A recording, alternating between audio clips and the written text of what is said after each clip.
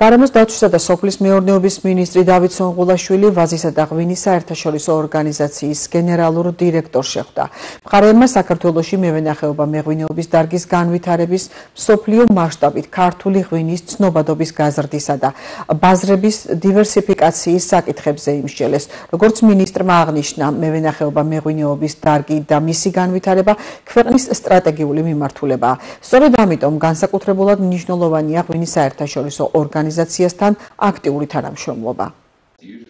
მევენახეობა მეღვინეობა არის ჩვენი ქვეყნის სტრატეგიული დარგი, სტრატეგიული მიმართულება, საქართველოს არის ღვინის სამშობლო, ზუსტად ამიტომ განსაკუთრებულად მნიშვნელოვანი არის OIV-ის და ღვინის საერთაშორისო ორგანიზაციასთან აქტიური თანამშრომლობა, როგორც ჩვენ გვაქვს, განხილული იყო ძალიან მნიშვნელოვანი ბევრი საკითხების შემდგომი თანამშრომლობის, შემდგომი ურთიერთობის, თუ როგორ შეიძლება კიდევ უფრო მეტად გაღრმავება, რა თქმა უნდა, თანამშრომლობის და აგრეთვე კიდევ უფრო მეტად ქართული ღვინის პოპულარიზაცია.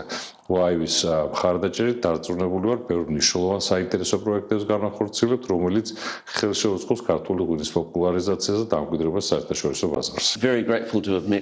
საქართველოს ღვინის საკვანია ეს არის ქვეყანა, სადაც ღვინო არა მხოლოდ ეკონომიკური რესურსი, არამედ ისტორიისა და კულტურის ნაწილი. სწორედ ამიტომ უნიკალურ მემკვიდრეობას უზიარებთ თქვენ ღვინის სამყაროს. ჩვენთვის მნიშვნელოვანია თქვენი აქტიური ჩართულობა. ჩვენ ვხედავთ, რომ საქართველოს წარმატებით მუშაობს როგორც ვენახების გაფართოების, ისე ღვინის ხარისხისა და საერთაშორისო აღიარების გაზრდის მიმართულებით. ქართველი ხალხის ღვინისადმი დამოკიდებულება, თქვენი მდიდარი გამოცდილება ფასდაუდებელია ვაზისა და ღვინის საერთაშორისო ორგანიზაციისთვის.